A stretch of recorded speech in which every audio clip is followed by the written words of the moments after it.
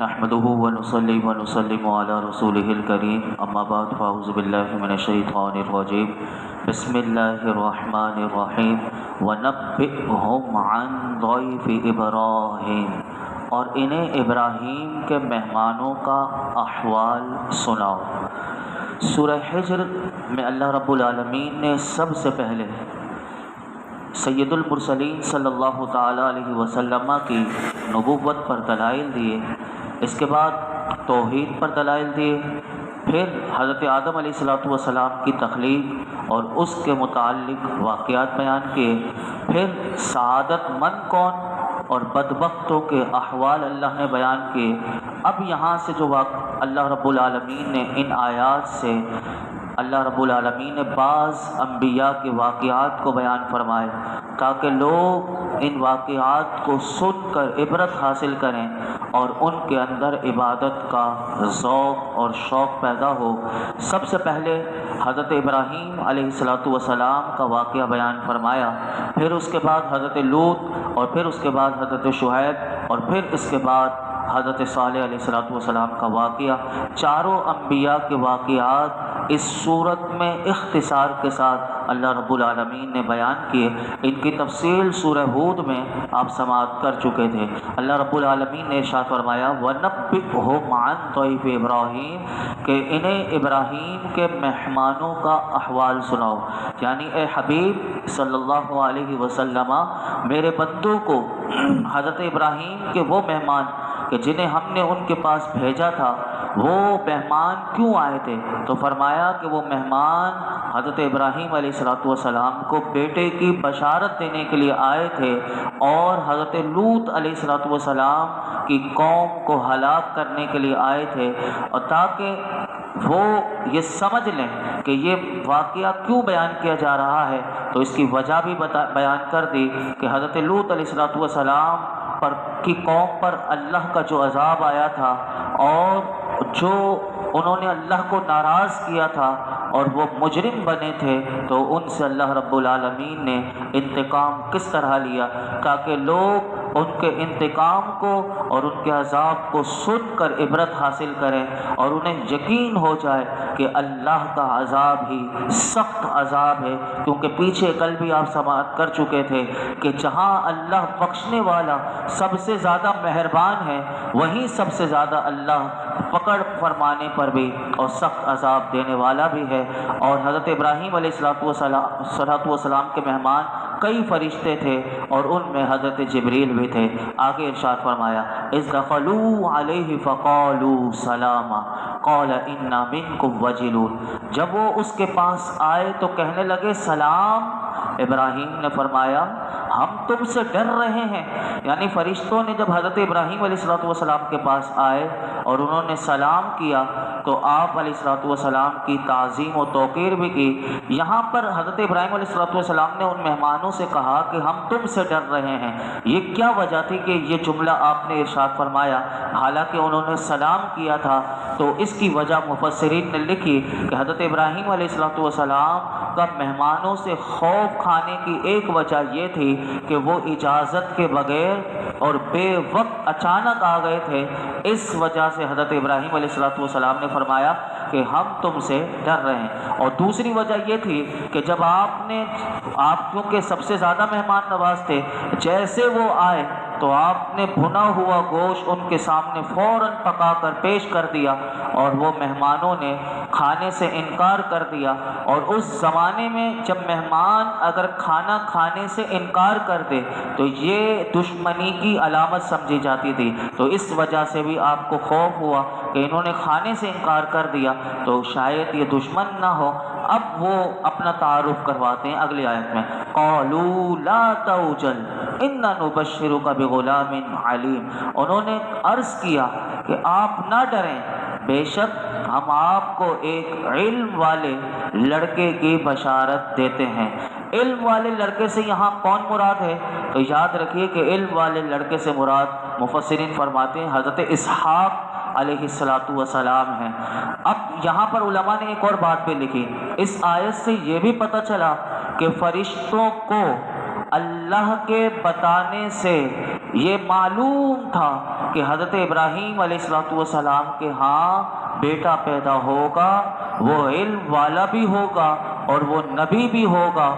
معلوم ہوا کہ اللہ رب العالمین اگر چاہے، اس آیت سے یہ پتہ چلا کہ اگر اپنے مقبول بندوں میں سے جسے چاہے چھپی ہوئی باتوں کو، جسے علم غیب کہا جاتا ہے، وہ اللہ رب العالمین عطا فرماتا ہے۔ یہاں سے یہ جیسے فرشتوں کو اللہ نے عطا کیا تو اللہ اپنے نبیوں کو بھی عطا فرماتا ہے۔ اور اس سے یہ بھی پتہ چلا کہ عالم بیٹا، جیسے کہا کہ علم والا لڑکا اللہ رب العالمین آپ کو عطا فرمائے گا، تو وہ علم والا بیٹا عالم ہوگا۔ تو یہاں سے پتہ چلا کہ اگر بیٹا عالم ہو تو یہ اللہ کی بہت بڑی نعمت ہے۔ اور اس آیت سے یہ بھی ہر مسلمان کے لیے نصیحت ہے کہ وہ اپنی اولاد کو دین کا علم ضرور سکھائے، اور اس علم کو سکھانے میں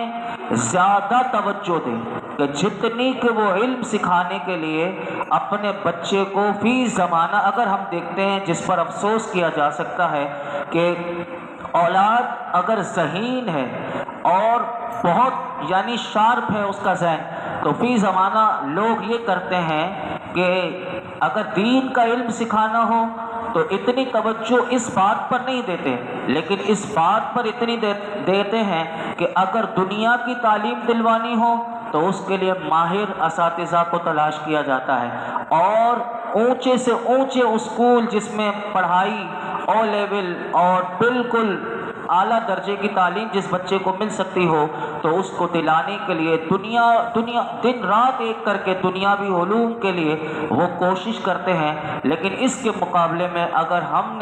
یہ معاشرے میں جب جائزہ لیتے ہیں تو ہمیں یہ نظر آتا ہے کہ پھر وہ دین کی تعلیم دلوانے میں ایسا توجہ اور ایسے ماہر اساتذہ اور دن رات ایک نہیں کیا جاتا تاکہ بچہ صحیح معنوں میں عالم بن کر اور دین کی خدمت کے لیے وہ لوگوں کے سامنے آئے، لیکن ایسا نہیں کرتے۔ یاد رکھیے گا، علماء نے اسی آیت کے ضمن میں ایک بات اور لکھی کہ جن بچوں کو اگر دینی تعلیم نہ دلوائی گئی اور دنیا کی تعلیم دلوانے کے لیے لاکھ جتن کر دیے، لاکھوں کروڑوں روپیہ بھی لگا دیا، لیکن اس بچے کو اگر آپ نے عقائد کا علم نہ دیا کہ جس پر مسلمان کے دین اور ایمان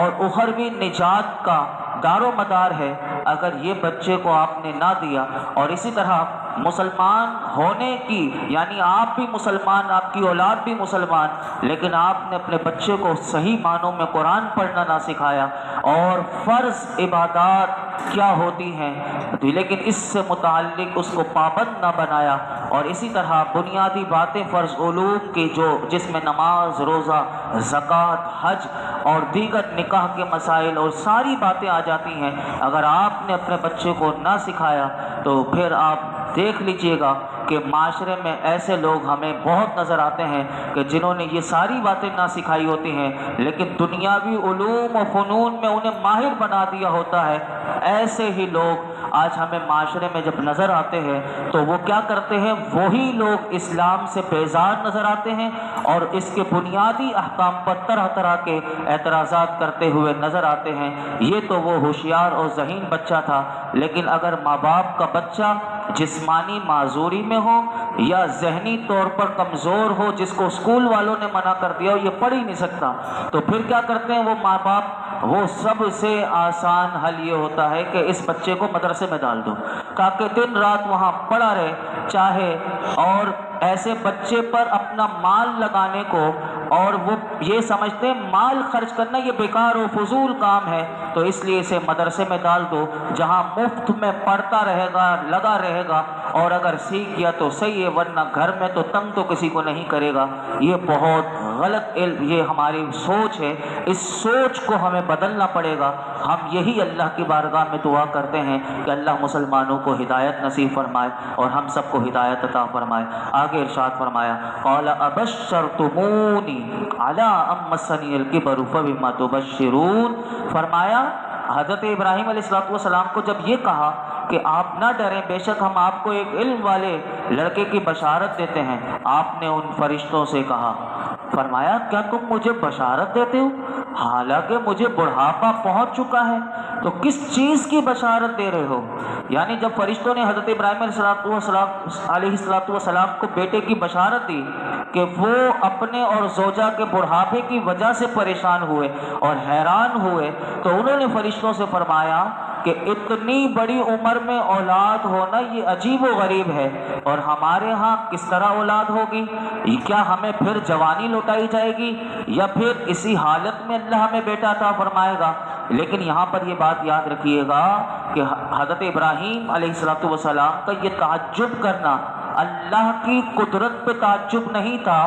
بلکہ عادت کے برخلاف کام ہونے پر تعجب ہوا تھا۔ عموماً ایسا ہی ہوتا ہے کہ بڑھاپے میں کسی کے ہاں اولاد نہیں ہوتی، اور میں پیچھے بھی بیان کر چکا تھا کہ تقریباً 130 برس کی عمر میں حضرت اسحاق علیہ السلام آپ کو اللہ نے عطا فرمایا تھا، اور 112 برس کی عمر میں،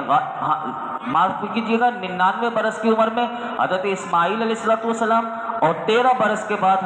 112 سال کی عمر جب آپ کی تھی تو حضرت اسحاق علیہ السلام آپ کو اللہ نے عطا فرمایا تھا۔ تو یہ تعجب اس وجہ سے تھا کہ میری عمر اتنی ہو گئی، پھر اللہ مجھے عطا فرمائے گا؟ پھر فرشتوں نے کیا کہا؟ قالوا بشرناک بالحق فلا تکن من القانتین، انہوں نے عرض کیا کہ ہم نے آپ کو سچی بشارت دی ہے اور آپ نا امید نہ ہو۔ فرشتوں نے عرض کیا کہ ہم نے آپ کو اس فیصلے کی سچی بشارت دی ہے کہ آپ کے ہاں بیٹا پیدا ہوگا اور اس کی اولاد بہت پھیلے گی، اور آپ ان لوگوں میں سے نہ ہو کہ جو بیٹے کی ولادت کی امید چھوڑ چکے ہوں۔ یاد رکھیے گا کہ اس آیت سے یہ ثابت نہیں ہوتا کہ حضرت ابراہیم علیہ السلام کو جو فرشتوں نے یہ کہا فلا تکن من القانتین کہ آپ اللہ کی رحمت سے نا امید نہ ہو، تو یاد رکھیے گا کہ حضرت ابراہیم علیہ السلام اللہ کی رحمت سے نا امید ہو چکے تھے۔ یہ بات ایسے نہیں، بلکہ اس کا جواب علماء نے دیا کہ فرشتوں کا آپ سے یہ کہنا کہ فلا تکن من القانتین ایسے ہی ہے کہ جیسے کہ اگر آپ 21ویں پارے میں پڑھیں گے تو حضرت لقمان علیہ السلام کے جو صاحبزادے تھے، انہوں نے اپنے فرزند کو ایک نصیحت کی تھی اور فرمایا تھا یا بنی لا تشرک باللہ، کہ اے میرے بیٹے شرک نہ کرنا۔ تو جیسے اس سے یہ لازم نہیں آتا کہ وہ شرک کر رہا تھا، اس لیے آپ نے اپنے بیٹے کو کہا تھا اس طرح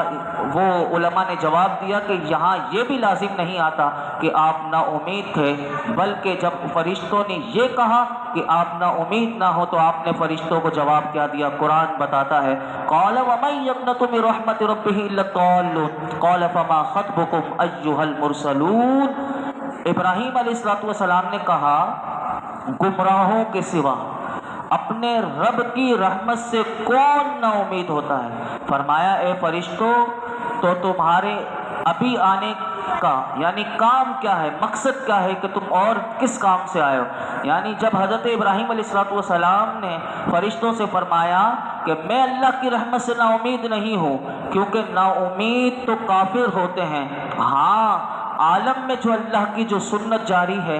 اس سے مجھے یہ بات عجیب معلوم ہوئی تھی کہ یہ اللہ مجھے اولاد عطا فرمائے گا۔ اور یہ بھی یاد رکھیے کہ آپ نے یہ بھی فرمایا کہ اے فرشتوں اب بتاؤ تم کس کام سے آئے ہو، کس کام کی، یعنی مجھے بشارت تو دے دی اور مزید کس کام کے لیے آئے ہو؟ تو فرشتوں نے کیا کہا وہ کل میں آپ کے سامنے رکھوں گا۔ اللہ رب العالمین ہم سب کو قرآن حکیم کا فیضان عطا فرمائے اور اس کا نور عطا فرمائے۔ الحمدللہ رب العالمین والصلاة والسلام علی سید الانبیاء والمرسلین وعلی آلہ واصحابہ اجمعین۔ یا اللہ پاک جو کچھ ہم نے قرآن حکیم میں سے سنایا مولا کریم اپنی بارگاہ میں قبول فرما، اس میں کوئی غلطی کوتاہی معاف فرما۔ یا رب العالمین ہم سب کو علم نافع عطا فرما۔ یا اللہ ہماری جہالت کو دور فرما دے، ہمیں علم و حکمت کی دولت سے مالا مال کر دے، قرآن کا فیضان ہمیں عطا فرما، قرآن کی حکمتیں عطا فرما، قرآن کی برکتیں رحمتیں عزتیں ہمیں عطا فرما، اس قرآن پاک کے ساتھ مرتے دم تک وابستہ رہنے کی توفیق عطا فرما، اس قرآن حکیم کو مرتے دم تک پڑھنے سمجھنے عمل کرنے کی توفیق عطا عطا فرما، قبر میں بھی اس قرآن کا ساتھ عطا فرما، کل محشر کے میدان میں بھی اس قرآن کو ہماری شفاعت کرنے والا بنا دے۔ اللہ ہم سب کی بے حساب مغفرت فرما، ہمارے والدین کی مغفرت فرما، میرے آقا کی تمام امت کی مغفرت فرما۔ اس درس قرآن میں یہ جتنے حاضرین موجود ہیں اللہ جس کے دل میں جو مراد ہے پوری فرما دے۔ ایک مرتبہ سورہ فاتحہ، 3 مرتبہ سورہ اخلاص، تمام شہدائے کربلا اور بالخصوص سید علی بن عثمان ہجویری داتا گنج بخش علی ہجویری رحمۃ اللہ علیہ جن کا عرس پاک ہے ان کی بارگاہ میں پیش کرنے کے لیے سے پڑھ لیجیے۔ بسم اللہ الحمد للہ رب العالمین الرحمن الرحیم ایاک نعبد و ایاک نستعین صراط المستقیم صراط الذین انعمت علیہم قل هو اللہ احد اللہ الصمد قل هو اللہ احد اللہ الصمد وصلی اللہ تعالی علی خیر خلقہ محمد وعلی آلہ واصحابہ اجمعین۔